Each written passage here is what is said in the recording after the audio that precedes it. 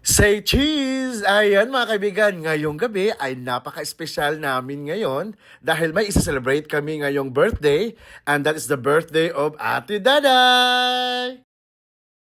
They says birthday are about cakes and candles. Pero para sa amin, it's about celebrating you, Ate Daday! Lord, ikaw ay ibugan yung parang kamay, pinunggan mula ulo ang kanyang kampanan.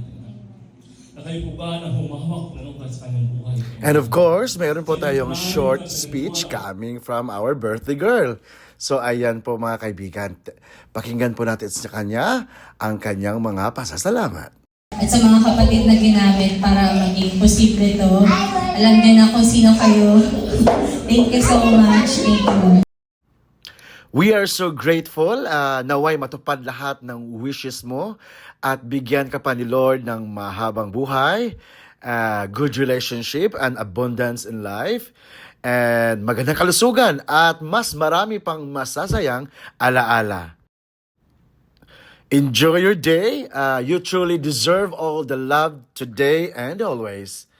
Happy birthday! At dahil gusto nating yumaman at makabunot ng house and lot, naglaro tayo ng bingo dyan, ayan. So sa sobrang dami talaga, masayang-masaya po ang mga friends natin dyan. At ito, hi Ate J. Oh, mga talunan sa bingo po iyan mga kaibigan. At ito naman ang aking karilebo, ayan, siya na ngayon nag-a-announce ng ating bingo. Ayan, nakikita niyo yan? Wala akong panalo dyan. Sila-sila lang, taga Luzon, ang nananalo. But anyway, so far, maraming salamat sa Diyos. Nag-i-enjoy po ang lahat at eka nga, ito na lang. Dito na lang kami babawi sa sayawan. Ayan. So, hindi kami nanalo eh. So, maraming salamat dahil nag-i-enjoy po ang ating mga kapatid dyan.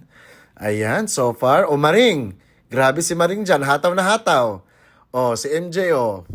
Ayan, so ang ating kantahan dyan at syempre, ang ating mga pictures dyan. Maraming salamat and mabuhay!